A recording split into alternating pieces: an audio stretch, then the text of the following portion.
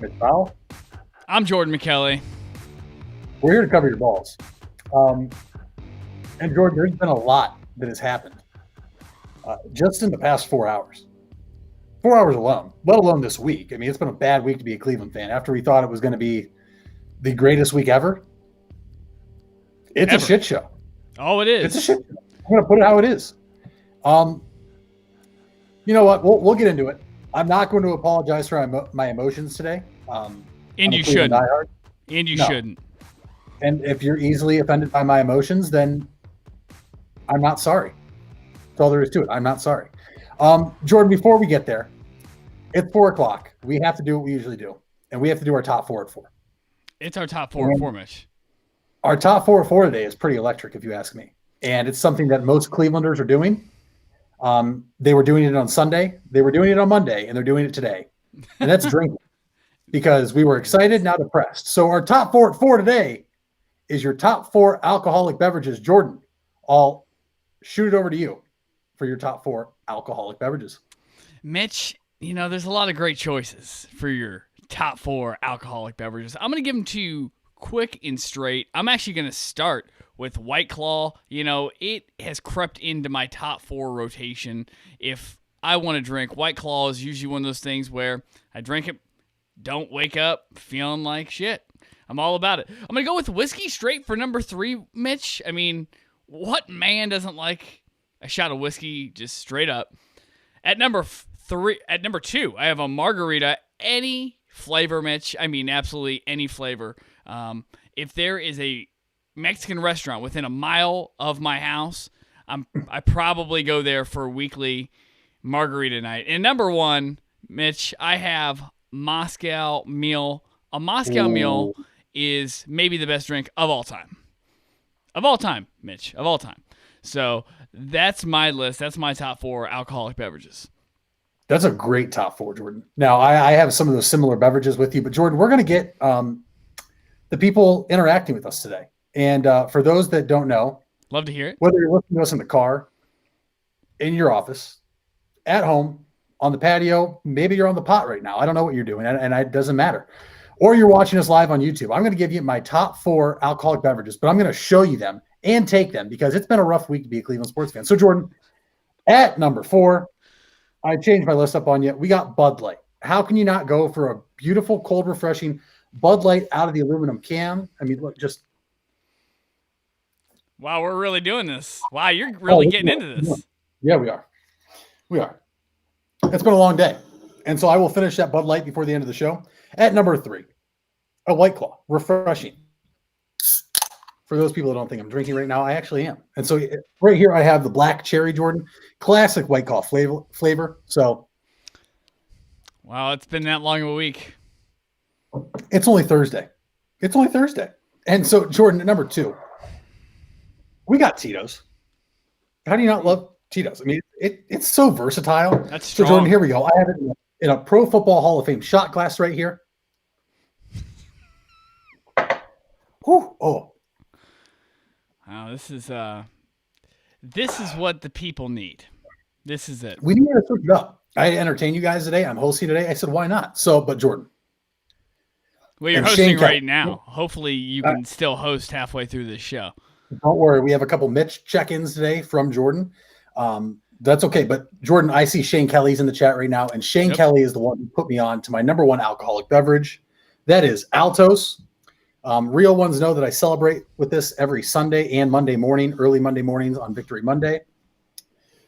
So, Jordan, let's give the people what they want. Number 1, Altos Tequila. Wow. Coming in at strong at number 1. I like how specific you are.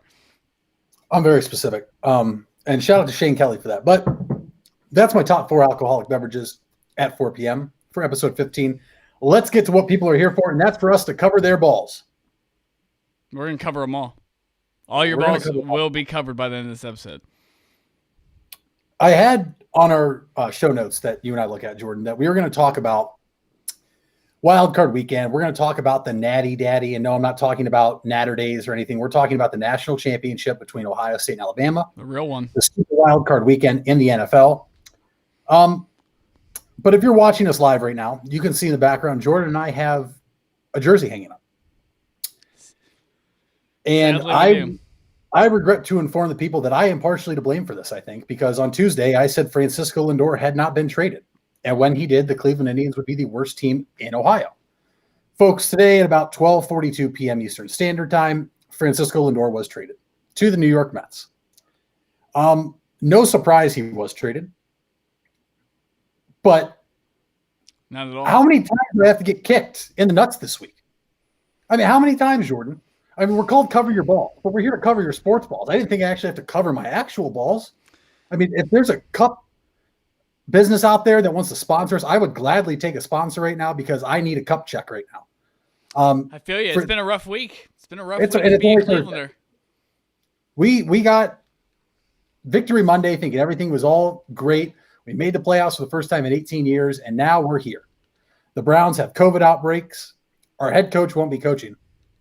Ronnie Harrison, one of our best safeties, if not our best safety, is now confirmed out. There are more players that are likely to be confirmed out. Francisco Lindor is traded, but Jordan, Carlos Carrasco was also traded, a player that took 3 different pay cuts over the course of his 9-year career in Cleveland, battled leukemia, and is just loves the city of Cleveland. I mean, he embraced the city of Cleveland, and we traded him away today as well. That one rubbed me the wrong way. I'm upset, and we'll talk more about that later, but I just wanted to get the obvious thing out of the way on why we would have baseball jerseys in our background. Before we move on, if you'd like to touch on this, go ahead, because I have a whole rant planned for later. I mean, we already knew this was going to happen, Mitch, so I'm not incredibly surprised. Am I sad? Of course I'm sad, because that's a guy who genuinely loved the fans in Cleveland, and he loved playing in Cleveland. And, you know, we get so much shit from people outside of Ohio talking trash about every city in Ohio. And so when you get a player, a superstar, not just a player, a superstar to come to your city and love on your fan, just have that reciprocal love going back and forth, that makes business decisions like this really rough. And it's with everything else going on with the Browns, Mitch, this is rough. The Cavs suck again. I mean, my goodness, the Cavs are back to sucking. I don't know. And for those of you that are first-time viewers or long-time viewers, long-time listeners, yeah, Jordan and I are based in Ohio. We are Ohio natives. We are Cleveland diehards and Ohio State fans, and it's been a rough week. We thought it was great. I mean, 2021 was off to a stellar start. Ohio State throttles Clemson. The Cavs win. I mean, hey, that's a huge win in my opinion. And the Browns beat the Steelers and clinch a playoff spot within the first 3 days of 2021. And seems 2020 came through the back door and said, not so fast, my friends. But Mitch, can we take a second and do one thing? I know that there's a lot of things that we should be maybe disgruntled about or saddened about, but can we take one thing? Can we take a second? Can we thank the Cleveland Browns? Hey, we're in the playoffs. Hey, thank you, Cleveland Browns. It's been 18 long years, so thank you for making the playoffs. I still want to be thankful for this week. I don't want to go into this week, Mitch, being, I wish we had one of these 20 players who are out, or our head coach. It's easy to nitpick. I'm just thankful that we're in it. I don't want to be the bum that's just thankful to be at the dance. Once I get to the dance, Mitch, I want to cut loose like Kevin Bacon from Footloose. I want to dance, and I want to dance in a city that doesn't allow dancing. I want to break the rules. I'm all about it. But, we just have to count our blessings here. I think we need to calm down. We're getting a little ahead of ourselves. And what happens this weekend, Mitch? Well, we're going to break this game down. But I just wanted to, before we set the table, before we get into this, I wanted to set the table. We need to be grateful because we've sucked for so long. We won 1 game in 2 years. Uno. Is that good? Uno. That's 1 in Spanish, Mitch. That's 1 game. So... What? It's well, you know what? I guess winning your most games since I believe they came back in 99, 11 games, because the previous highest win total was 10, is very impressive in itself. And listen, I am thankful. You're thankful. I think most Browns fans are. We're just upset at how this is shaking out right now. But listen, doesn't mean the Browns can't win. And we'll tell you if they're going to win or not. Because right now, we're going to hop into segment 1 and talk NFL. Because that's the most important thing on this slate today, Jordan. But before we talk about the Super Wild Card Weekend, which, by the way, that's what it's called, Super Wild Card Weekend. Apparently, they're not allowed to call it Wild Card Weekend. I don't know why. Hey. Roger Goodell sucks. Let's just talk about a few storylines in the NFL, Jordan. Yeah. We just got past Black Monday in the NFL, which is where coaches get fired. There are 6 head coach openings in the NFL. If you were a head coach, and I'm not sure if you know all the 6, but if you were a head coach, which team would you go to? Yeah, I mean, I think there's a couple teams, Mitch, just to be short on this. Typically, I'm looking at the best situation. Who, out of all 6 of those vacancies, which 2 have the best quarterbacks? You have Deshaun Watson, who was, by Pro Football Focus, was rated a top 5 quarterback this year.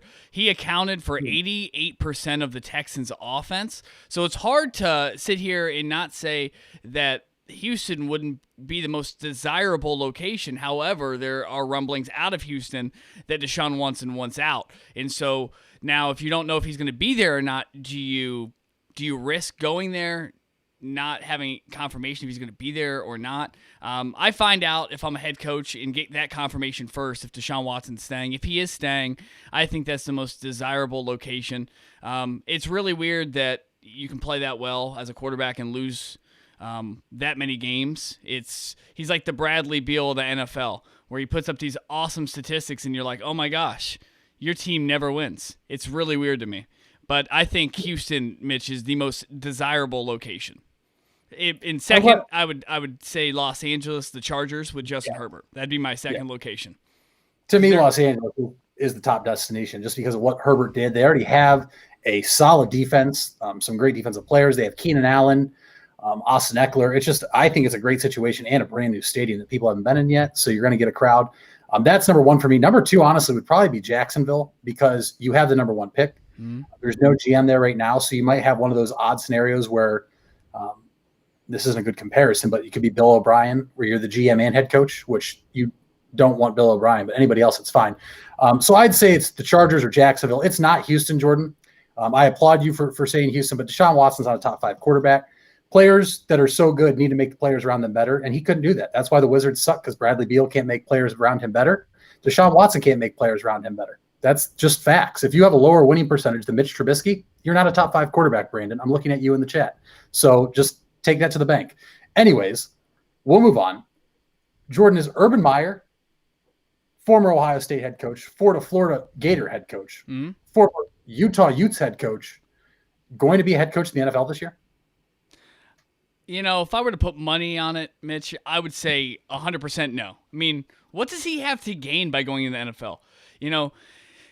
We can't say that you weren't meant to coach in the NFL and college football if you just never go to the NFL. You know what I mean? Like, we have there is no evidence against Urban Meyer, so he's going to continue to get any job in broadcasting or anywhere else because he really has no flaws on his resume.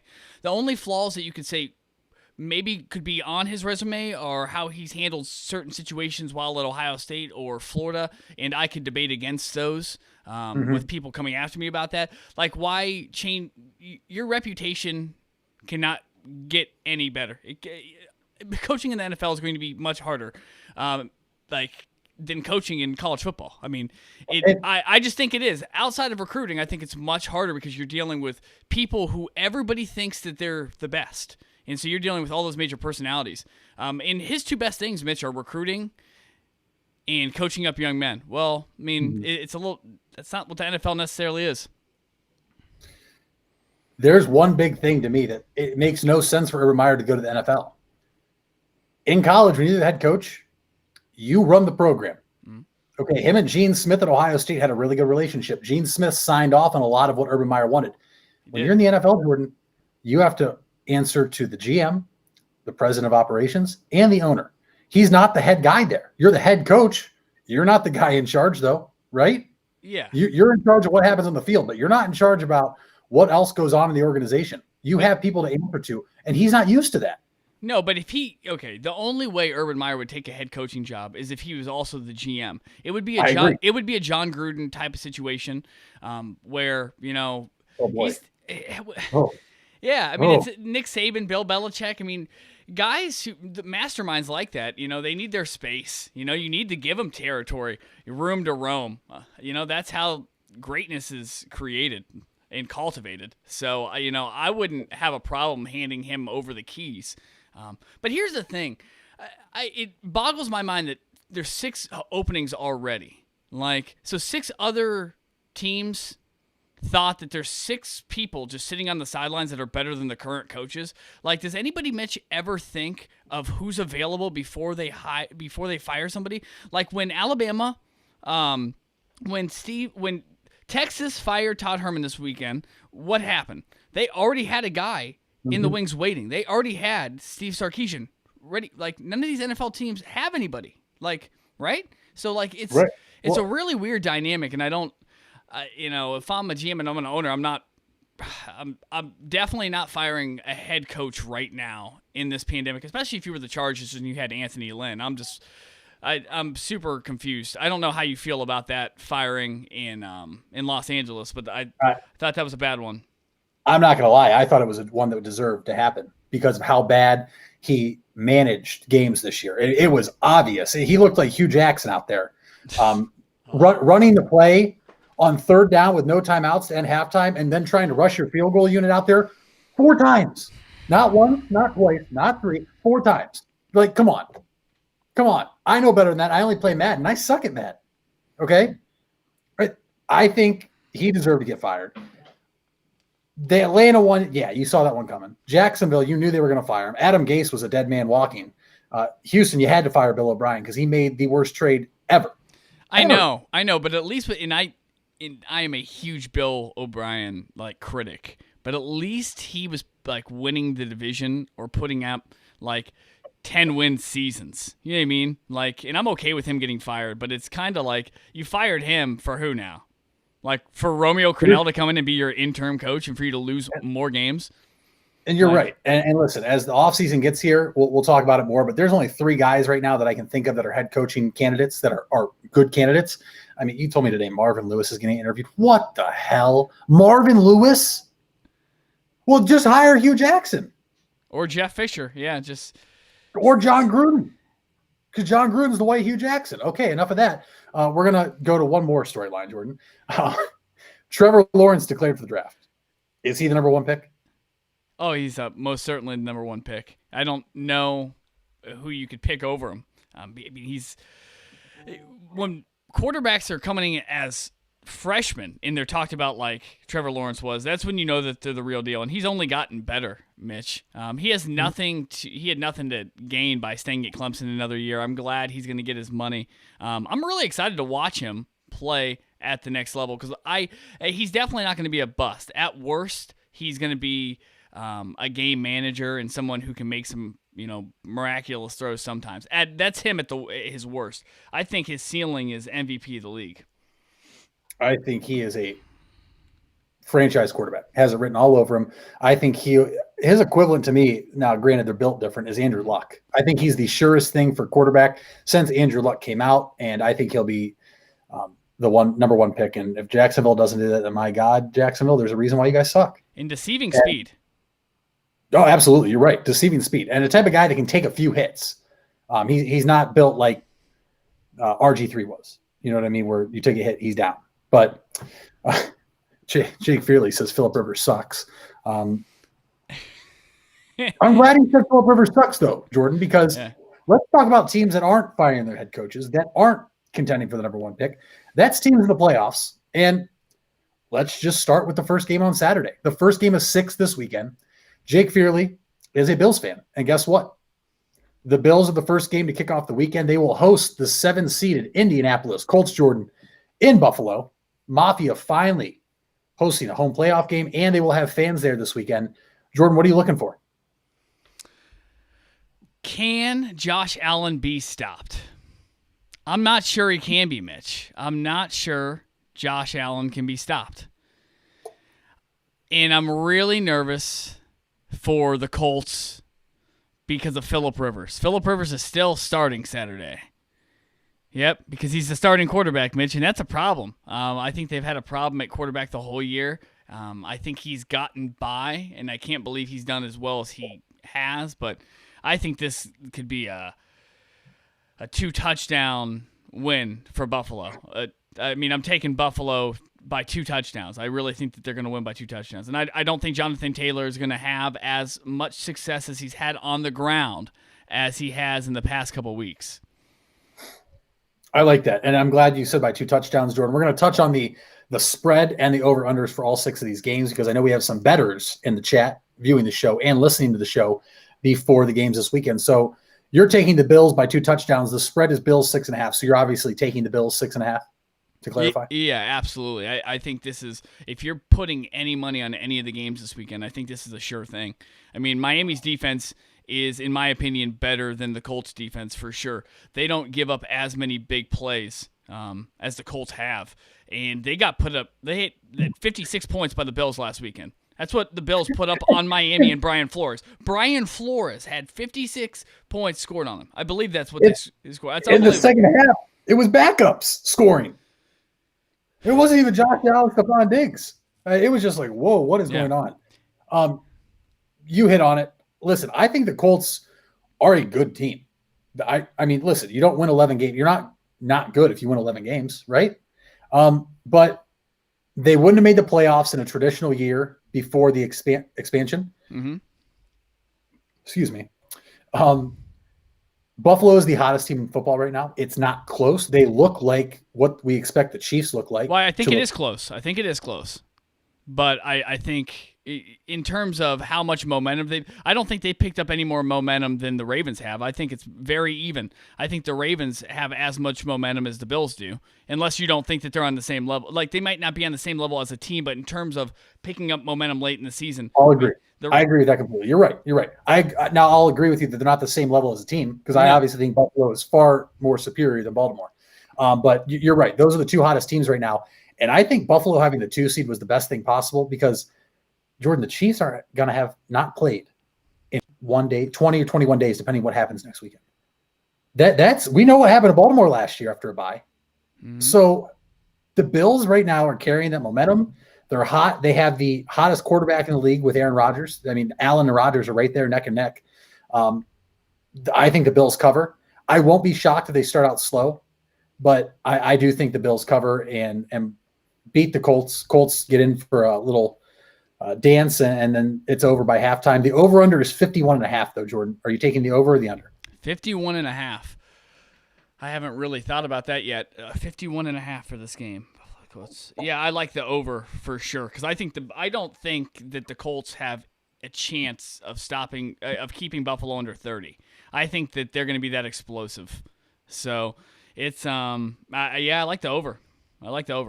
And the Colts are going to score points. Like, it's not going to be a shutout. They're going to score multiple touchdowns. Absolutely. But it's not like Buffalo has a top 5 defense. And maybe they do statistically, but we've seen who they've played this year. Teams have scored on them quite a bit. So I'm going to say over, but I'm not going to be shocked if it's under. I'm going to say Bills cover the 6.5 point spread and it's over 51.5, but don't be shocked if it is a little bit, if it's under 51.5. But my gut tells me over, Jordan. So we both have the Bills moving on to the next round. Yep. That means they would await the highest remaining seed in the playoffs. If we're saying that correctly, I know some people might be confused, but closest to the number 2. We'll say it that way. If you're watching us live right now, Bills are the 2 seed, but we're going to jump ahead to the next game. And on Saturday, it is 1 AFC game, which we just covered, and then 2 NFC games. And at 4:40 p.m., kicking off, will be the 6-seeded Los Angeles Rams at the 3-seed Seattle. This is a very good game, I think. No matter who's starting at quarterback for the Rams, whether it's John Wolford or Jared Goff, who was a game-time decision after receiving his thumb surgery last week, that'll remain to be seen. But, Jordan, 4:40 in Seattle. Seahawks are a 3.5 point favorite. Who do you like? Yeah, that seems like a very small margin for the fact that the Rams don't even have a starting quarterback. So I'm not really sure how the spread is what it is. That doesn't make any sense to me. To me, you got to remember, divisional opponent. This will be a rubber match. Both teams split in the regular season. Yeah, I understand that. The Rams defense had shut down Russell this year for a game and a half. No, for sure, but the Rams have struggled down the stretch so bad that they've lost to teams like the New York Jets. And that was that. No, but that was with Jared Goff and their defense. It's not like they were shorthanded against the Jets. They couldn't take care of the Jets in a must-win game. That was a must-win game for seeding, and they needed to win every game. Like they weren't taking their foot off the gas, and they still lost to the Jets. And Russell Wilson at home, I know the home field advantage isn't it's not as worth as much as it used to be. Especially because their crowd participation is so wild there that they call it the 12th man, right? And so but it's still an advantage. You still don't have to travel, stay in a hotel, go through all those extra protocols for traveling with COVID. I like Seattle in this, and I think this is going to be a much bigger margin than people think. I think that this is a game where I like Seattle by at least a touchdown. Now, the spread, before I give you my opinion, is 42.5. This is a tricky spread. This is really tricky. Over 42 or under 42? I like the under for sure in this game. I think this is going to be a very low. I think this is going to be a more of a low scoring game. I think the Rams do a tremendous job in this game on defense. I just think that, when your offense is giving you extra couple possessions a game. I think this is going to be one of those games, Mitch, where it's like 17-13 or maybe 10-20.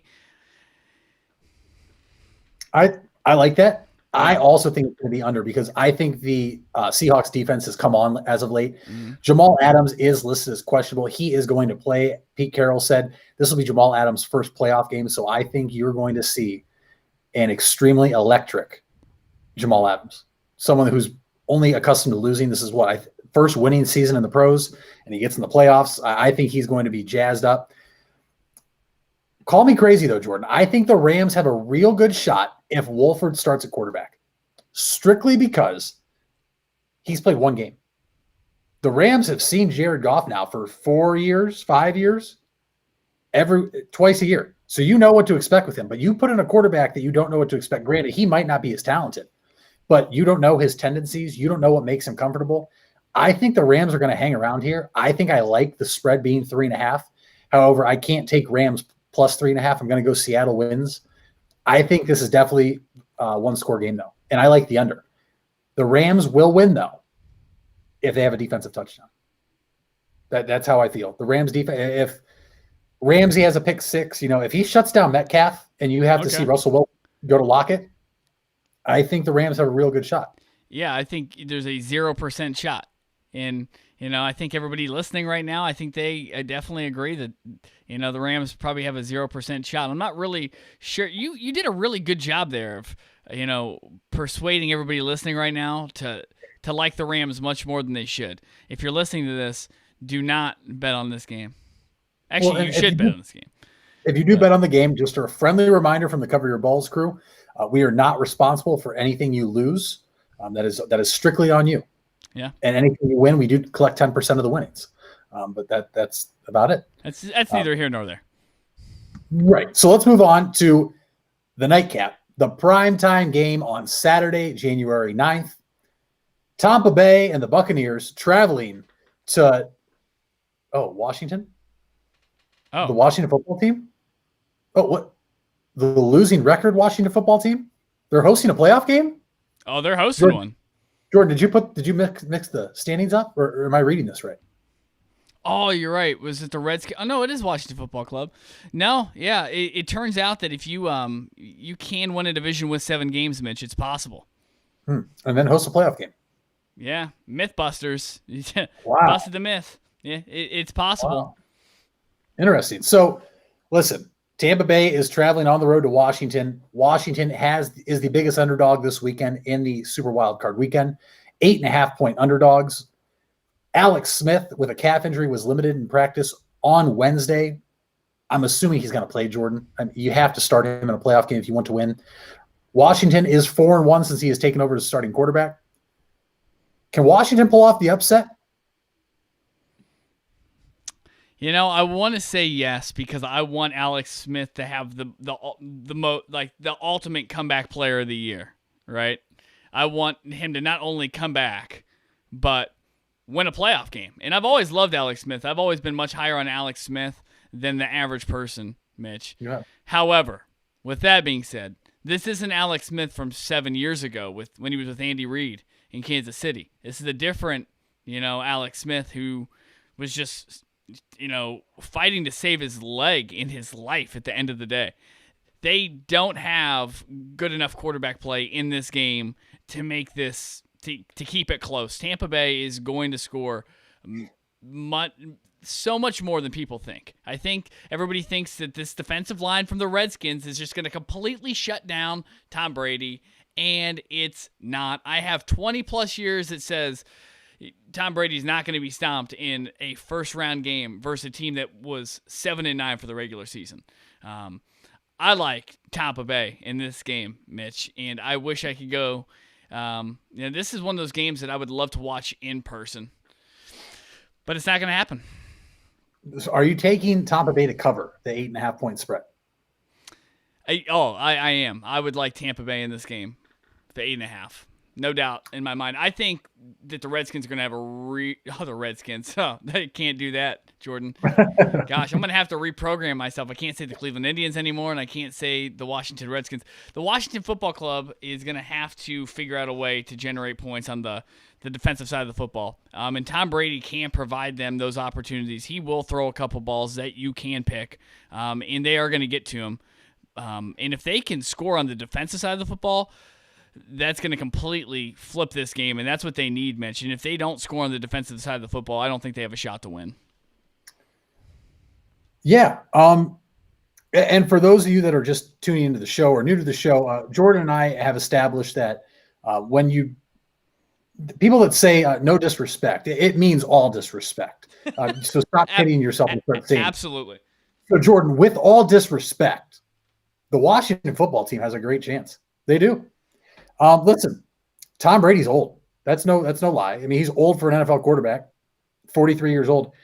He doesn't like pressure. 4 first-round picks in the D-line, you don't need to blitz to get pressure on him at that point. We know that Tampa Bay has had their struggles in the offensive line, and we know what Chase Young said, the defensive rookie of the year. He better be defensive rookie of the year. We know what he said this past week. He wants Tom. He's going to go get Tom. Tampa Bay's defense isn't anything special. Right? I mean, a couple weeks ago during our power rankings, we were dropping them out because Tampa's defense was MIA. You were letting certain teams just run up scores on you. The Washington football team reminds me of the Chicago Bears. They have a very good defense. Their quarterback is suitable. They're both going to be able to win you games. They could also lose you games. Washington's not going to win. Washington's not going to win. No, I'm not going to sit here and tell you, I finished my White Claw. Yeah, I took some shots before the show for my top 4 alcohol beverages at 4. But I'm not going to sit here and say they win. But I am going to tell you they're going to cover the 8.5-point spread. I am going to tell you it's going to be a close game. And I am going to tell you the over-under of 45.5, it's hitting under. I think this is going to be a tough game. Mike Evans practiced today. He left the game Sunday with an injury.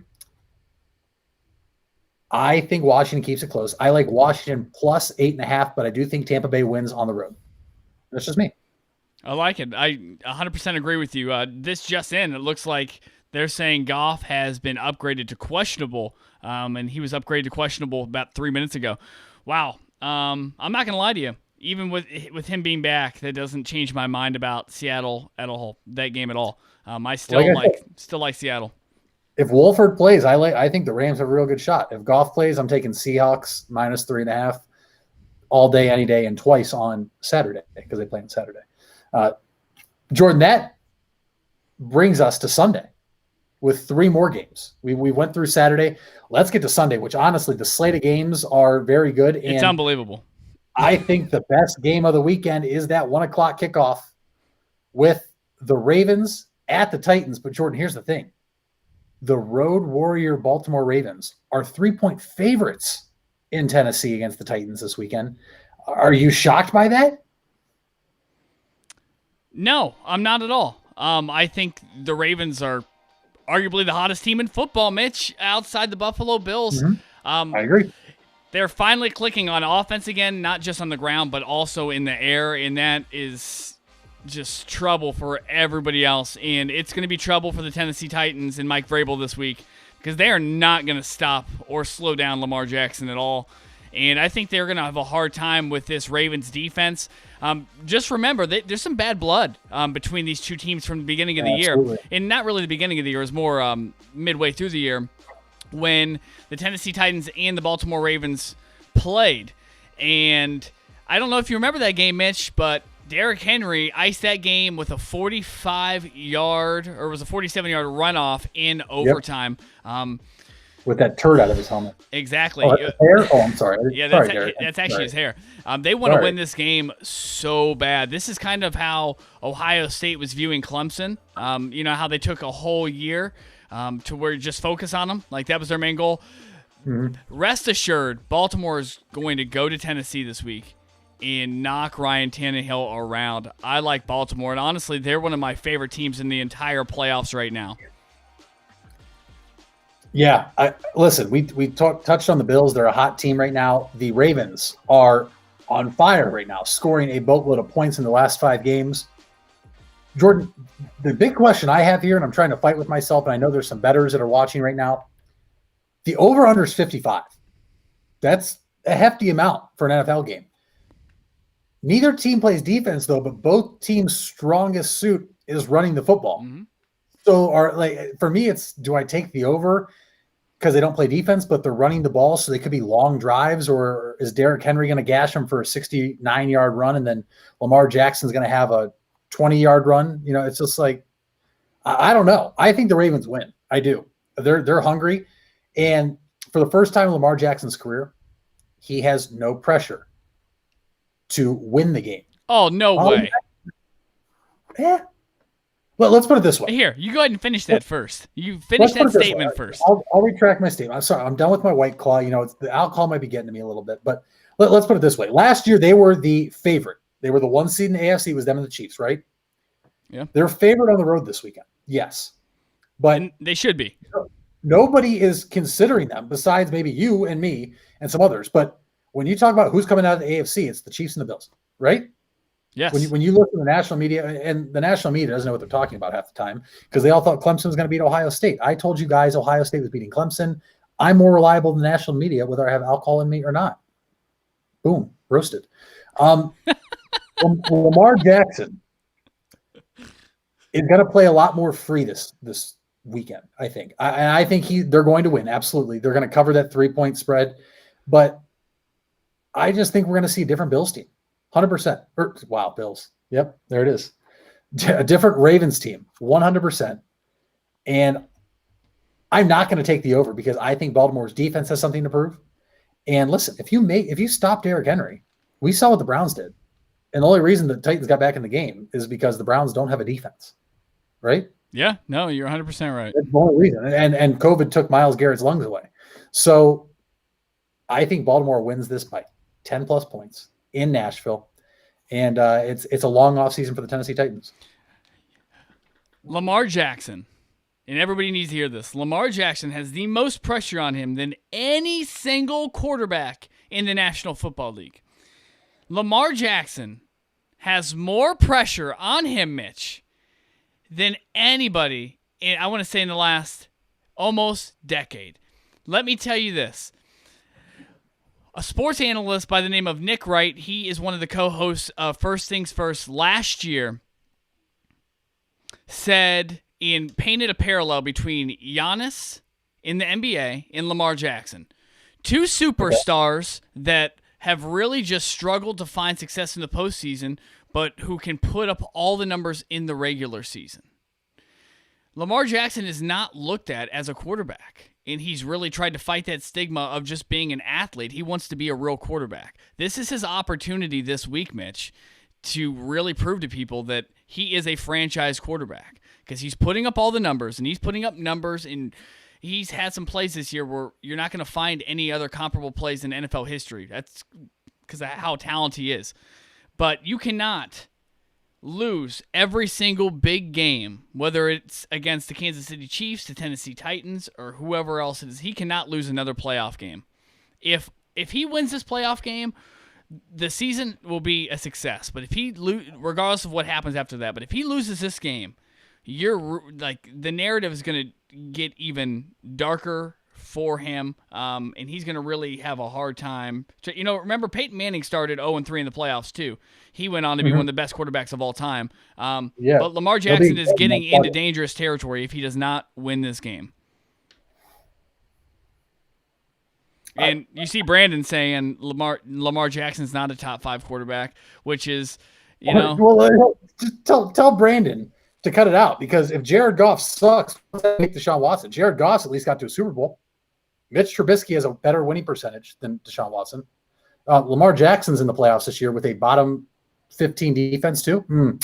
Yeah, you better watch your Deshaun Watson takes, Brandon, because you're just adding ammunition to the fire.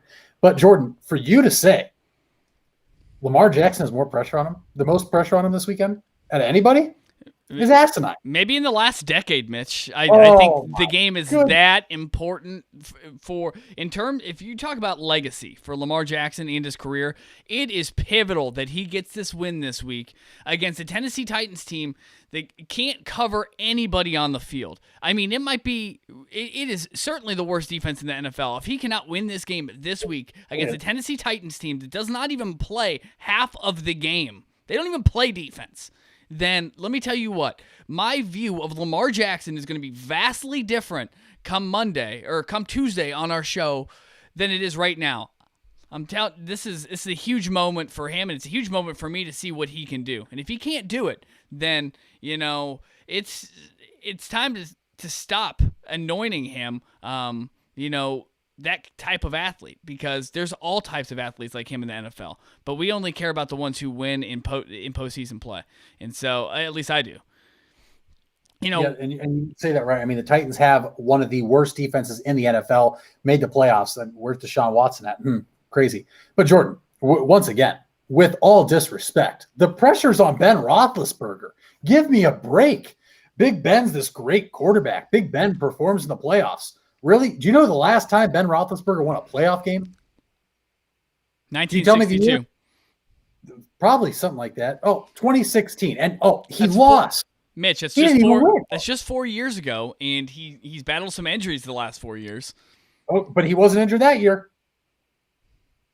Well, Listen, Ben Roethlisberger needed a week off to rest his elbow. Okay? Okay. Tom Brady's 5 years older than him and hasn't taken a break. And people that think Tom Brady has pressure on him, no, he doesn't. He has 6 Super Bowls. He's the greatest quarterback of all time. Well, then how does Ben Roethlisberger have pressure on him? He's won 2 Super Bowls. Hey, 2. And while you're thinking about that, can you tell me the last time your boy Drew Brees has won a playoff game? Because if you're going to put Ben Roethlisberger on the plank, then you better line Drew Brees right beside him. Why do I have to when you've told me all year how bad Drew Brees is? He's got no pressure on him. Everybody all year's counted him out. Glue factory. He's old. Can't get there. Listen, I'm the only one here saying Drew Brees, he's still a good quarterback. Well, if we're going to go by that metric, then none of them have any pressure on them. They've all won a Super Bowl. After you win a Super Bowl, what are we talking about here? What about Dan Marino? What do you mean Dan Marino? Dan Marino doesn't have a Super Bowl. Dan Marino's not playing a game this weekend, I'm Mitch. just saying, are we going to discredit his success then? Well, no, we're not discrediting it, but we're not discussing Dan Marino, just like we're not discussing Warren Moon or Doug Flutie. Those aren't players we're talking about right now. We're talking about Ben. Can we talk about Trent Dilfer? Yeah, Trent Dilfer went to a Super Bowl. Yeah, he was there. You know who I always get confused? I always get Trent Dilfer and Matt Hasselbeck confused, like they're the same person. I mean, who would you take? Trent Dilfer or Matt Hasselbeck? And definitely Matt Hasselbeck, just for his comment in that playoff game versus Seattle, where we're in overtime in Green Bay during the coin flip. When they win the coin flip, he says, "Yeah, we'll take the ball and we'll score." That might be the most badass moment. That is it's very like if they made a football movie like Major League. Well, they did. It's kind of like it's the Replacements, right? Like that line should be in a movie. It's that good. I mean, Matt Hasselbeck wasn't wrong. They did score. And see, Shane Kelly's coming on the screen. He gets them confused all the time, too. Trent Dilfer is Matt Hasselbeck. I feel like it's Face Off. I don't know if you guys know what movie I'm talking about. Face Off with Nicolas Cage and John Travolta, where they're like the same person. They just switch faces. That's Matt Hasselbeck and Trent Dilfer. I'm sorry. I'm going off. Listen, Ben Roethlisberger, if he doesn't have the most, has the second most pressure on him this weekend because Big Baby Ben had to take a break. He didn't get a bye week when he was supposed to. It was week 4. Oh, boo-hoo, Ben. Cry about it. You're going against the depleted Browns defense, a team that doesn't have their head coach. And we'll talk about that here within the next few minutes. You haven't won a playoff game since 2015. You lost your last one. Took a break. So you better show out. I mean, listen, Mason Rudolph threw for 300 yards against the Browns. Did. Big Ben better do that, right? And they lost. So therefore, Big Ben should have to throw for 400. At least, and 3 touchdowns. So the pressure's on Big Ben. Listen, he's a Hall of Fame quarterback. I'm not taking that away from him. But stop telling me how great he is if he's not going to show up in the big time moment. And if you're going to go to Drew Brees, Jordan, they've lost 2 plays, 2 games, strictly because of a no call and defense. Drew Brees drove the Saints in Minneapolis in 2017 under a minute to go to score. It's not his fault Von Bell doesn't know how to tackle and Stephon Diggs goes for a touchdown. And then the most egregious no call in NFL history, in all of playoff history, all of sports history happens, and they lose. Drew Brees doesn't play defense, just like Tom Brady gets all the credit in the world for those 6 Super Bowls in New England where, his defense played really well. Like Malcolm Butler picked off that pass against Seattle, but it was Tom Brady. He must have told Malcolm Butler to pick off that pass off Russell Wilson. And my God, Tom Brady's just to tell Malcolm Butler to intercept that pass. He's the GOAT. Drew Brees doesn't do that. He just, sorry. It just must be I don't know. I guess Drew needs to do that next time. Are you done? Are you done? Are you good? Are you ready? You ready to move on to the next game? I don't think so. I just needed you to get that all out of your system. Well, let's talk about Drew Brees then. Let's do it. Let's talk about how Mitch Trubisky's about to beat the Saints this weekend, Mitch. Something Deshaun Watson can't do. That's for sure. I mean, listen, Mitch Trubisky's a better quarterback. That's all there is to it. The Bears, 7 seed, who backdoored their way into the playoffs. They got in because the Arizona Cardinals, who are overrated, Kyler Murray, overrated, lost, backdoored their way into the playoffs. They will be going to New Orleans to the Superdome, take on the 2-seeded Saints. Jordan, what do you think? Yeah. I'm just, like you said, I'm not really confident with Drew Brees. I really don't like the fact that he hasn't been playing games right now. Now, that could also be, I could be completely wrong about this, and him not playing games could be the best thing for Drew Brees right now. But I don't think it is at all. I don't think they've had any consistency in that building for a little while now. I agree. Are his ribs really healed? We'll find out. I mean, they're going against a Chicago defense that packs a punch. They're going to find themselves in the backfield. The question is how good, if New Orleans can just make sure Mitch Trubisky, stays in the pocket, the game's won right there. Because if you're going to make Mitch beat you with his arm, I don't think he can. If he can create some of those unscripted plays, Mitch, and really get away from the defense and step up in the pocket, maybe get away on a couple runs, maybe that changes the dynamic of the game. But I just don't know if the Bears have enough firepower on offense to put enough points on the Saints, because even if the Saints play bad, I think they're scoring at least 24 points in this game. I want to take Mitch Trubisky over the Saints so that I can, watch you cry this weekend. It'd be great. But I'm going to have to take the Saints. The Saints are the 4th best defense in all the NFL. The Bears are 11th in defensive rating. So it's going to be, I don't think it's going to be a high scoring game at all, if you ask me. The spread, while I'm looking at it right now, is Saints actually have the largest spread. 9.5, over under 47. I'm hammering the under. I just don't see the Bears scoring. That's all there is to it. Even if Drew Brees struggles, I believe Michael Thomas is back. But listen, there's no chemistry there from this year. Played week 1, got hurt, then fought somebody and got suspended, I think, kind of. I don't know what went on in New Orleans this year. And the other thing is, Jordan, we don't know if the running backs are playing for the Saints. That's what worries me, because if you don't have a running game that is one-dimensional, it's going to be easy to beat them. Whether it's Tom Brady, Lamar Jackson, Josh Allen, or whoever, it's going to be easy to make a team one-dimensional and beat them. So if the running backs play, which I don't have any news on it because of protocols in the NFL, the Saints win this game. It's not close. Their defense stops Trubisky. Their offense rolls. Taysom Hill probably has one really bad play because he's usually due for that every game. But listen, I like the Saints to cover asterisk next to it if the running backs play.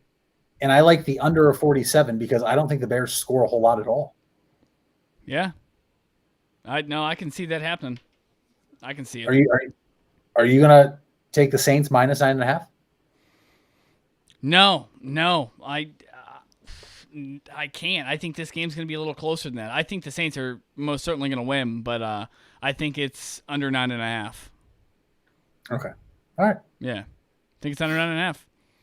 Well, let's talk about the game most people are here for. The game you and I are most excited for. Primetime Sunday night. Mm-hmm. Our Cleveland Browns, number 6 seed, travel to Pittsburgh and Heinz Field. Number 3 seed, Pittsburgh Steelers. Oh, man. Whew. We were a lot more excited on Monday. I'll say that, Jordan. Yeah, just a little bit. I would say so. Here's what we know for a fact. Kevin Stefanski is out. Your offensive line coach is out. Your tight end coach is out. Joel Bitonio, your Pro Bowl left guard, out. Kadero Hodge, your third wide receiver, out. Ronnie Harrison tested positive today. Your safety, out. There are more names on that list that could be out. I'm not mentioning them because we don't know what's going to happen. Jordan, Browns are 6-point dogs in Pittsburgh. Do you believe in them to go in there and win or at least cover? Mitch, if you were to ask me 2 to 3 weeks ago, can the Cleveland Browns go into Heinz Field on a primetime game where Al Michaels and Chris Collinsworth is covering and win a game on Sunday Night Football? My answer would have been yes. However, with everything that's happened with COVID, taking out our head coach, and other key players, I'm going to have to tell you that I still believe the Cleveland Browns can beat the Pittsburgh Steelers in Heinz Field. Baker Mayfield does not have any pressure on him anymore. At all. He has an excuse, a scapegoat, if you Colin will. Coward disagrees, though. I don't think he has any pressure. I think he can go out there and play free. The question is, how's the play calling going to work? We know how important it is to have that continuity between your head coach and your quarterback. How big of a role does that play in this game? I don't think it plays as big of a role as some of our players being out. Just because I feel like Baker believes in Coach Stefanski, and I feel like Coach Stefanski is going to give him the tools before the game, and I think he has throughout this week, coaching him up to make sure that he can be efficient without Coach Stefanski on the sidelines. I actually like the Browns in this game. I think Pittsburgh has an immense amount of pressure on them, and I understand how backwards this sounds, seeing as how the Browns just keep losing, a starter almost every day. But I still like the Browns in this game, Mitch. I know it sounds crazy. I go against my hometown Buckeyes last week. I whiffed big time. I put all my marbles on the Clemson game. I'm not straying away from the hometown team this time. I think the Browns are going to bring home the bacon and play in Kansas City and Arrowhead that next week. You did pick the Browns to beat the Steelers last weekend, and it came true. It did. It did. It did. I picked the Browns to lose last weekend, and they didn't. But listen, they're not winning. They're not. They're just not. Oh, come on. Come on, Mitch. Come on. Let's be honest here. Baker Mayfield in the first year of a new system, without his head coach, who is his play caller, gone. Your Pro Bowl left guard, who, by the way, now a guard who has never taken an NFL snap in a regular season game, is going to be there, going up against Cam Hayward. That's not an easy task. Donovan Peoples-Jones still has not cleared concussion protocol. So you have Jarvis Landry, Hollywood Higgins, your tight ends, a.k.a. Austin Hooper, who catches the ball and doesn't know how to run after the catch. David Stonehands Njoku. Harrison Bryant is out with COVID still. That is one name I forgot. And then the guys that you had to teach on the fly in a parking garage 2 weeks ago against the Jets. Oh, my gosh. This isn't – listen, the Browns are playing with house money. I'm not disagreeing with that at all. All the pressure's on Pittsburgh. You can put all the pressure you want on them. Okay. I don't trust the Browns defense without Ronnie Harrison. I mean, Andrew Sendejo's back. Come on. Andrew Sendejo. That's actually huge. It's a guy that the our team actually really respects him, and he's a guy who's really good for our locker room. That's a great addition this week. If you're gonna complain about us getting back a player who has started most of our games this year and who has in recent games played extremely well, then I don't know what to tell you, Mitch. You're just looking for things right now. I am literally illuminating all the bright spots for the Cleveland Browns, and you continue to look in the dark and for negative things. The Cleveland Browns will surprise you this week. Hey, maybe we don't win this week, Mitch, but you're going to see a team that's hungry and that has remained hungry and who is ready for a dogfight. And it's going to be a dogfight. And remember, the Pittsburgh Steelers don't have Joe Hayden. And you said David Njoku has stone hands. In recent games, he's played exceptionally well. And honestly, we're really lucky to have him on our roster still. Well, let's see if stone hands Njoku can play when it really matters. Last week mattered. I'm not going to take that away from him. He balled out. Every game has mattered, and he's had an exceptional season. I don't think he's... All the tight ends at the Jets, a combined 10 for 22 on catchable passes. Don't say they performed all year if you drop 12 passes between him, Bryant, and Hooper. Are you going to give context to the situation, though? So we had no wide receivers for the game. Our tight ends, some of them are running routes they probably don't normally run. There is no timing with tight ends in some of the wide receiver routes. Will you give context to Andrew Sendejo? He might be respected in our locker room. You know damn well in the game plan, the goal is to attack Andrew Sendejo. Well, yeah, but we don't have anybody better than him. And if you don't have anybody better than him, so why are we knocking him? We have to roll with him. We have to play with him. You know what I mean? Like, if he's on your team, roll with him. Yeah, I mean, he's got to play. I'm just telling you, listen, you should want me to pick against the Browns. When I picked it for the Browns, they lost to the damn New York Jets. Yeah, that's true. That's true. All I'm saying is I think the Browns are a lot better off than people think this week. Honestly, I'm more concerned about a football game in the college ranks. We'll talk about later because there's a couple of college players out.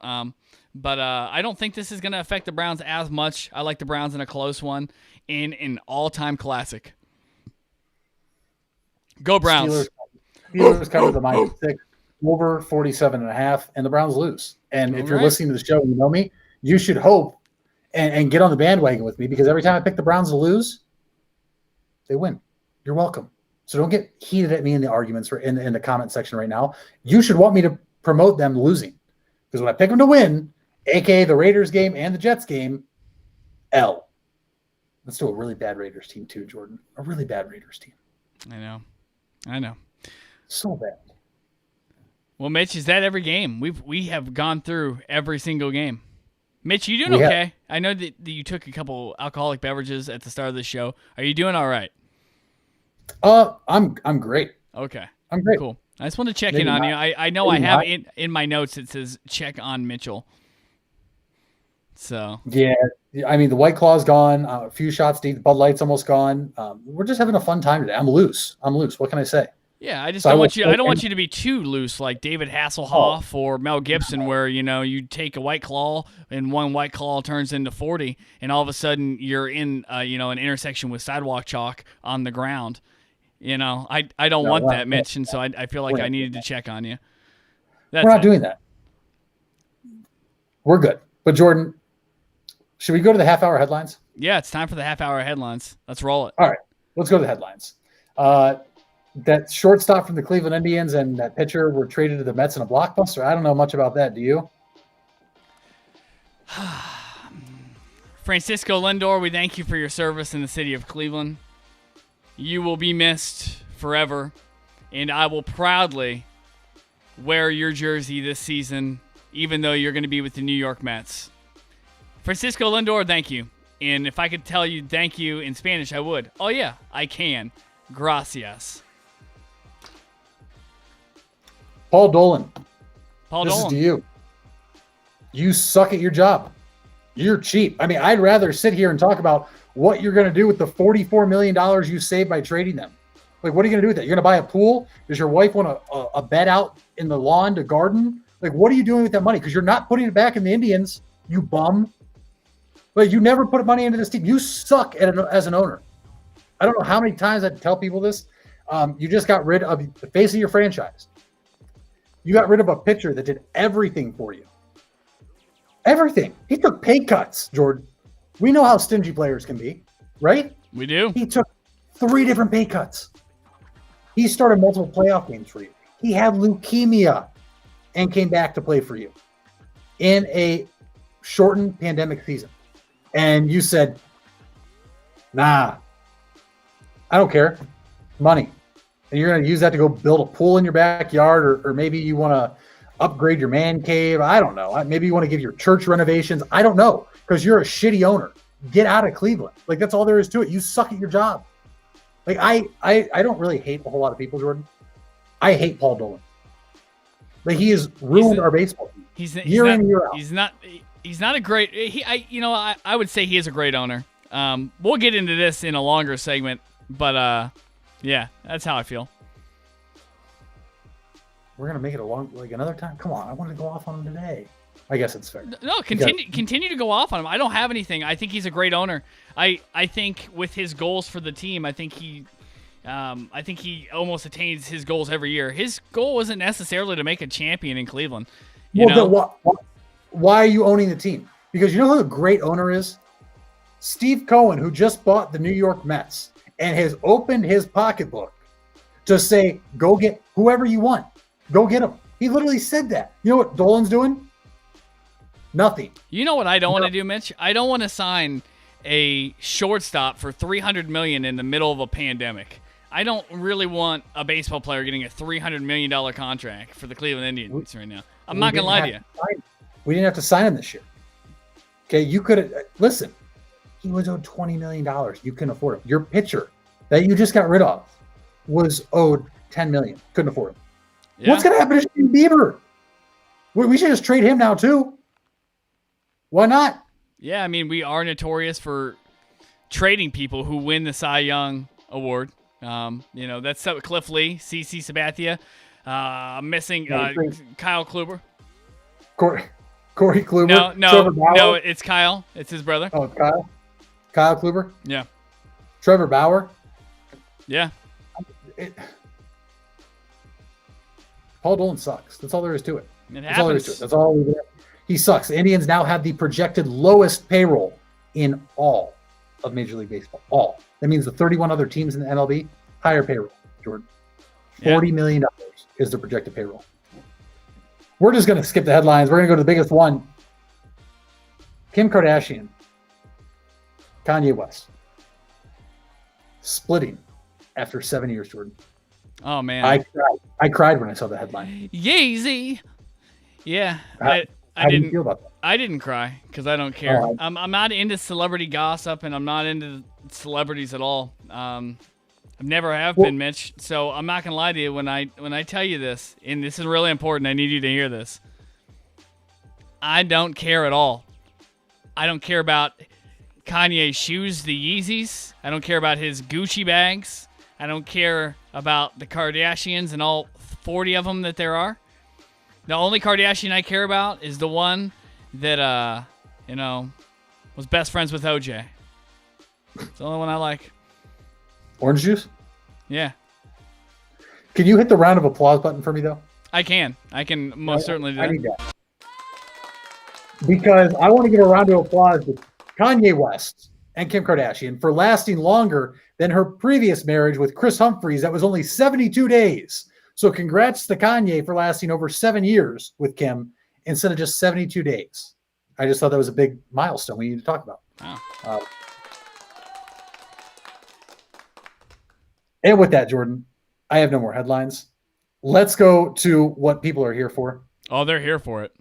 The Natty Daddy. The national championship between the Ohio State University and the Elephants is their mascot, the Crimson Tide of Alabama. What? I don't know. Bums. Is that I'm not gonna lie to you. I'm not. I love their mascot. I love the elephant. I'm a huge elephant guy, Mitch. So this, if you're looking for a guy to rile you up or be on your side about this, I'm sorry. Well, you didn't even expect Ohio State to be here. I'm a big elephant guy. Just saying. Let's just get straight to it. Number 4 Buckeyes, number 1 Alabama, Monday night in Miami, Florida. Kickoff, it says 8:15. It's not going to kick off till like 9 o'clock because I got to run, 9 Heisman House commercials now, and drives me crazy. Kirk Herbstreit needs to tell you 9 things to watch, and they're all the same thing. And who just bullshit. That's all they got to. They just have to spew all this stuff before the game. It's just like kick off the game. Let's go. Jordan, you didn't expect Ohio State to win, but after seeing Ohio State beat Clemson, do you have confidence in the Buckeyes? I do. Just because they can get to the quarterback. They made Trevor Lawrence so uncomfortable in the pocket, and that changed the entire dynamic of the game last Saturday night. Trevor Lawrence was never comfortable in the pocket, and he was getting hit hard and often, and luckily there was no ejection this year, so Ohio State did not lose any defenders. You said this for 2 weeks now, that Ohio State was a revenge game versus Clemson, and I understood that it was a revenge game, Mitch. I got that. Okay, I got it. I don't like Dabo Swinney either, and it's not because of all his comments. I disliked him well before that because he's a real rival, right? I am still in this moment incredibly surprised how Ohio State handled playing Clemson last Saturday, and I really don't know what to think of it because the reason I picked Clemson the other day is because Ohio State gave me film to watch. They gave me 6 games to base my feelings off of. In those 6 games, they didn't do anything, Mitch, that was that impressive to me, really. I mean, the way they struggled to Northwestern really bothered me, even though they had we had, I think, 22 guys in coaches out that week versus Northwestern. That bothered me. But if they play 90% of what they just did versus Clemson, they have a chance versus Alabama. I actually like Ohio State in this game, Mitch. And to be honest with you, if they can get pressure on Mac Jones, this can be a game where we see Ohio State go up bigger early. And I'm really excited to see the matchups on the outside for Sean Wade in the Alabama Crimson Tide offense, Mitch. Nobody's excited to see that because we all know what's going to happen. The Heisman Trophy winner for Sean Wade? Yeah. You're excited to watch that? I mean, are you excited to see him get burnt? Is that what you're saying? I'm not going to lie to you. There was some videos that went off right after last game when Ohio State played Clemson on Saturday night, and some of the videos of Sean Wade getting burnt were hilarious. Honestly, I think our Ohio State secondary did a really good job last Saturday night. I don't think it was just the defensive line. So I actually am really curious to see how our defensive backfield plays against their wide receivers. I think we're going to be much better than previously anticipated, Mitch. For sure. I don't know how you feel, though. Me and you haven't really talked about this that much. We haven't. I still don't have my mind made up. So I'm going to talk through what I'm looking for in this game and then make my mind up off of that. And Sam Summers jumps in the live chat and says Kent State Flashes were snubbed. Jordan, were they snubbed? Because that was one of the talking points we had. Are these the 2 best teams in the country that are playing? Or, should Kent State have got it? Yeah, he brings up a really good point. Kent State did average over 600 yards of offense per game for 4 games. Kent State just missed the college football playoff. Unfortunately, we only have Alabama and Ohio State this year, Sam. Maybe Kent State can make a push later next year. They could be there in a flash. That was a good one. That was a good one. Thank you. He's here all week. Thank you. Listen, the Buckeyes already beat the best quarterback in the country. Yes, they did. I agree. I think we can both agree that Trevor Lawrence is. I'm sorry, no, we didn't face Kyle Trask. So they beat the second best quarterback in the country and Trevor Lawrence. Mac Jones is nowhere near Trevor Lawrence. In fact, Mac Jones is a system quarterback, just like Tua Tagovailoa. It's just facts. They've surrounded him with weapons on the outside and in the backfield. Ohio State is notorious for never letting a running back beat them. Yeah, it's been a while. Ohio State needs to make Najee Harris beat them because it's a strength. Because Ohio State has had some pretty dominant running backs in years past, Jordan, right? Oh, absolutely. We think Ezekiel Elliott, J.K. Dobbins, Mike Weber Jr. is a good one. And right now, Trey Sermon is on that pace of Zeke in the playoff run and putting up those numbers. Make Najee Harris beat you. Okay, you're not going to eliminate Devontae Smith. Okay, he's the Heisman Trophy winner for the reason. He's the first wide receiver to win it since 1991 for a reason.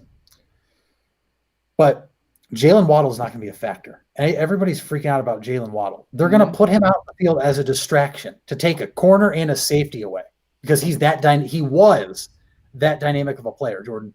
You and I both know from sports we've played growing up. It doesn't matter. Practice speed is a different animal, or game speed is a different animal than practice speed, right? No matter what sport it is. Absolutely. And you know the players aren't hitting him in practice because he's coming back off an ankle injury. And you know he's not going 100% right now because he wants to be 100% for Monday night. He's going to be out there as a distraction. You have to contain Devontae Smith as much as you can. Justin Fields is going to prove why he is QB2 in the draft and why he wants to be QB1B behind Trevor Lawrence. This game falls on Justin Fields, and that's it. Because we know Alabama doesn't play defense. They've had nobody test them all year. When they did, freaking Kyle Trask put up 46 points on him, and he's a bum. Ohio State is in this game. They're going to be in this game. It's going to be a shootout. I'm excited. If Ohio State has no more COVID cases and the defensive line is there, if Tyreek Smith is there, Haskell Garrett, Jonathan Cooper, if they're all healthy and playing, and our linebackers there, Tough Borland, as much shit as I've given him as a Buckeye, Pete Werner is there, and Sean Wade can go back to 50% of what he was last year, Ohio State wins by 2 scores. By 2 scores. Wow. By 2 scores. That's Listen, I'm going to sit here. I was confident against Clemson, and this isn't alcohol talking. I've known all week that I'm kind of confident. But if Ohio State loses players because of COVID, then I'm not that confident, especially your defensive line. Your defensive line has come alive the past few games, right? Northwestern, they came alive in the second half. Clemson, they were monsters. You didn't have to blitz. Ohio State, to be as big of underdogs as some people want to make them to be, is idiotic, okay? They already beat the best quarterback in the country. They have to stop one guy now, Devonta Smith. Mac Jones isn't anything special. He's not. People have him going in the first round of the NFL draft, Jordan. You know what I say to that? You're going to be right back early in the first round next year because Mac Jones isn't the answer. It's as simple as that. Ohio State's going to win. Ohio State's going to win. That's all there is to it. Ohio State's going to win the national championship. And people are going to put an asterisk next to it, and they're going to say, well, they only played, 6 regular season games and the Big Ten championship. And no, Mitch Farnsworth, the alcohol isn't talking because I felt this way all week, and I had to contain my emotions on the show on Tuesday. I felt confident against Clemson. I feel confident against Alabama. That's all there is to it. I think Ohio State, come Monday night, with a fully healthy roster, will beat Alabama. Yeah, well, we're going to see if there's a talent gap here between Ohio State and Alabama real quick. I think there is. I'm hoping there isn't. I still like Ohio State. Not by 2 touchdowns, though, Mitch. That's a lot. Well, 2 scores. Guys, Mitch says the alcohol's not talking, but I think it's pretty evident right now that the alcohol is talking. That's way too much confidence to have versus Alabama. And it looks like you have more confidence, and it sounds like you have more confidence this week than you had last week. And last week you had way too much confidence. What? Yeah. How did I have way too much confidence if they throttled Clemson? Yeah, you were right. Yeah, I think you were right, but I don't think that they would blow Clemson out again. I don't have that much confidence against Alabama. When Ohio State was seeded to play Clemson in the Sugar Bowl, I said, okay, cool. we're going to the national championship. I wasn't worried. That's what you did? Second. You said, okay, cool. I actually kind of said, cakewalk. Oh, you said cakewalk. Cakewalk, yeah. Gotcha. Listen, I wasn't afraid of Clemson at all. The ACC is overrated. Listen, for people that sit here and say, well, the SEC is overrated, who's the best conference? I don't know. We didn't have a large sample size this year. It's not the SEC, though, okay? The ACC is overrated. Sure, the Big Ten's overrated. I don't care. Ohio State's going to win this game. I don't have nearly as much confidence as I did against Clemson, Jordan. And listen, I had no doubt in my mind we were beating Clemson. I have a doubt in my mind that Alabama can beat us. Absolutely. Because I'm sitting here telling you we have to contain Devontae Smith. Well, that's easier said than done, right? It is. It definitely is. But history has a funny way of repeating itself. Trey Sermon, I told you before the playoffs started, he's going to go on an Ezekiel Elliott type run. He's on pace to do that. Last time we had Zeke in the playoffs, and we faced Alabama, we won. And then in the national championship, we faced a Heisman Trophy winner in Marcus Mariota, and we won. Last time the Browns were in the playoffs was 2002. Before 2014-15, last time Ohio State won a national championship was in 2002 against the number one team in the country, who were the heavily favored Miami Hurricanes. I'm telling you. And also in 2002, the Browns played the Steelers in Pittsburgh, in Heinz Field. History has a funny way of repeating itself. It does, and we better hope that history doesn't continue to repeat itself this weekend for the Browns. Correct. Hopefully they break the chains here, and we can begin to have a real rivalry with the Pittsburgh Steelers this weekend. But that, we're out of that segment right now. So Mitch, you like Ohio State by 2 touchdowns. I think I like Ohio State. Probably if I had to pick a number, it'd be 5.5. I think Ohio State is going to ride this momentum. As long as there's no defenders out on the defensive line, I think I like my pick. That would vastly change my pick. I think I still have to roll with the Buckeyes regardless, just because I said that they would lose last week, and I don't think I'm going to hear the end of it from anybody if I pick anybody but the Buckeyes this week. But I actually believe this week that the Buckeyes will win.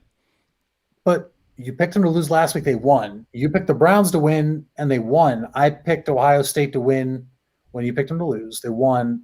I picked the Browns to lose. You picked them to win. I'm just saying, maybe we should, you sure you don't want to change your prediction? I know. Maybe we just want to stay on the same trend. You want, No, I get it. No, I like these picks. I'm ready for a battle, and I'm praying to the Lord that the game is competitive and that we are able to watch a slugfest. Because what I don't want to watch is one team get up by 2 or 3 possessions and then it just sit there for 2 quarters. I want to watch 2 teams get after it. I think this could be just like the NBA Finals were, Mitch. I think this college football championship, I think the weight is a little different. I think this one's worth a little more than others. When you have to go through all those tests every day for months to just play football and get on the field and compete. I feel like this one, it feels like to me that it feels like the atmosphere is a little different surrounding this game. And like we talked about the Browns, they have nothing to lose. Ohio State wasn't even predicted to beat Clemson. What do the Buckeyes have to lose? We shouldn't even have had a season, Mitch. We shouldn't have had a season. The fact that we're playing in a season, we should just be counting our blessings, like I said, right? Go ahead. No, that's all I had. I mean, we as Ohio fans, we need to be grateful because we don't know the next time the Browns are going to make the playoffs. And honestly, we take the Buckeyes 100% for granted. In my lifetime, I watched them play in the 2002 national title. I watched them play, I believe, in 07 and 08 were the other two. And then I watched them play in 14. This is going to be my 5th time having a chance to watch Ohio State play for a national title game. You know what I mean? Like that. That's like being an Ohio State fan is like being a fan of any team in Boston. Like you're a fan of one of the best teams. Like in the history is rich. So regardless of how this weekend goes for us, Mitch, we need the future is bright for us Cleveland fans. Even though that guy behind us is gone, the future is bright, no doubt. And if you want to cry on air, live right now, you can. And you know what I'm going to do? I'm going to tell you, we didn't trade our best player, though, in the Cleveland Indians. That's And I'll because leave it at okay. Yeah, I know who you think the best player is. You're a Jose Ramirez guy, and I respect that. more consistent hitter. Doesn't, want $300 million. He signed through 2024 for $25 million over the next 3-4 years. It seems like a team player to me. But that's neither here nor there. We have a lot of football to watch this weekend. It's going to be good football. Great football. We went through what we think will happen. We could be wrong. We could be right. We could be the greatest game pickers ever. But Jordan, we have covered all the balls that we needed to cover. Is it time, Mitch? Jordan, it's time for the people that are watching us live on YouTube, maybe on Facebook today, maybe on Twitter, on Periscope, maybe on Twitch, maybe listening to us on Spotify or Apple Podcasts, which if you are, subscribe, because where else are you going to get great content like this anywhere else? You're not going to. It's right, hard. Jordan? It's hard. I've searched long and hard, and that was the inspiration for this show, Mitch, was to produce and give the people not what they want. Daddy doesn't give you what you want. Daddy gives you what you need. And that's why we're here. Who ranks their top 4 alcoholic beverages at 4 o'clock? Nobody else but us. And then we cover your balls with it. But Jordan, we are known for a special segment, and I think it's time we go to that segment. Who has bigger balls? Oh. Jordan, who has bigger balls?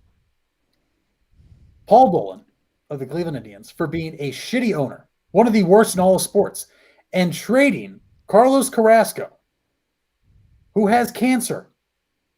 Or, Jordan, you don't know who the contender is yet. You just had to throw that in there. You just had to throw cancer in there, didn't you? Go ahead, finish that. Is it Paul Dolan? Or is it Shaun Wade of the Ohio State University, Jordan, for his quote today with the media? And I haven't heard this yet because you told me not to look, so this is going to be good. The question proposed to Shaun Wade today was, which Bama wide receiver do you want to cover in the game? And his answer, you already know who I want to go up against.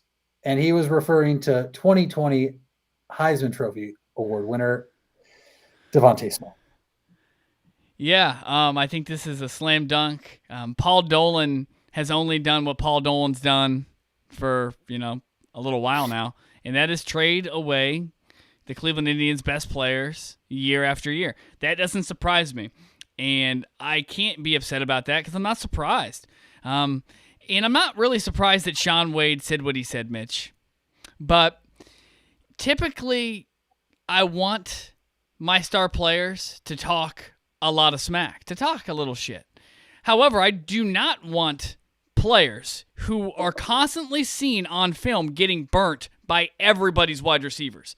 Shaun Wade, you need to not speak ever again, and don't give Alabama any Dabo Sweeney-like material to use. They don't have extra bulletin material if you just don't speak. That's it. You just have to not speak, Mitch. And so Shaun Wade definitely has bigger balls for me. Jordan, actually, I'm going to do something that's never been done on the show before. We talked about a lot of football. I'm going to audible. Can you hit the sound we need for this segment again? Because I'm going to change it up on you. You're going to change it up? Okay. Oh, I'm going to change it up. All right. Who has bigger balls? Because I realize we need to put some context in this situation. Context is important. Why not make it Alabama versus Ohio State? So who has bigger balls, Jordan? Because Paul Dolan already won this. I don't care what anybody says. So we're going for who has bigger balls part 2. Is it Shaun Wade or Nick Saban's daughter for accusing Ohio State of having false COVID tests just to arrest Justin Fields? But then issuing an apology, and Nick Saban made her erase and deactivate her Twitter. One, I hate that she apologized. I want to make that very clear to America. I hate that she apologized. I thought, is it, maybe not. Is it a little dirty saying that right now with people, some people are dying? Yes. You probably shouldn't say that. But I love how serious family members take it. Like Aisha Curry does for Steph. You know how she's tweeting about it. Yeah. I love when people outside of the field of play get involved, and I love that it was somebody from Alabama, because when I think of college football, one of the first things I think of is Alabama in the Crimson Tide and Nick Saban. So I love that they're talking smack. I'm really upset that she apologized for it. But if I said something and Nick Saban didn't want me to say it, I'd probably apologize to Nick Saban too and deactivate my Twitter. And he's not even my dad, and I would do it. So I understand. I understand how she's feeling right now. I mean, you know who Nick Saban's dad is? Cardale Jones. He is Cardale Jones. Cardale Jones is. I mean, listen. I want my players to want to go up against the best. So it's obviously Nick Saban's daughter. Which is it possible for? You know where I'm going with it? Is it possible for her to have bigger balls? Ooh, what? It is possible. What if here? And we're gonna go at this from a different angle. What if Nick Saban was so upset that she did that because he was planning on bringing her in to kick in the national championship game? Maybe Nick Saban's mad that his daughter wasn't the first woman to kick in college football. That's a wow. Interesting take. I know, interesting take. But just look at that. Like, you're proposing questions here that nobody else thinks about. That's what we do on Cover Your Balls. She prob in our players' DM anyways, is what Brandon says up on the screen. Mitch, but that's cover.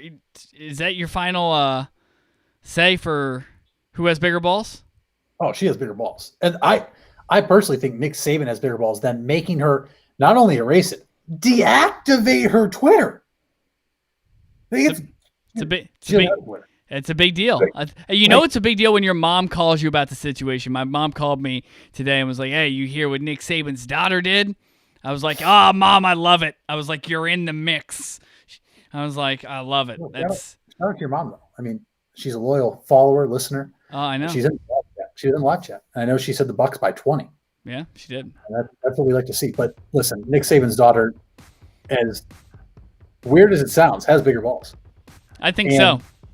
Once we tell you who has bigger balls, that means one thing. It means the show's over. And you'll catch us on Tuesday at 4 o'clock. Or you'll catch us on Spotify or Apple Podcast. And make sure you subscribe, rate us, like us, or tell us why we aren't good. Tell me that I'm a fool. But until Tuesday, go Browns, go Buckeyes, and thank you for covering your balls. We will see you when we see you. Later.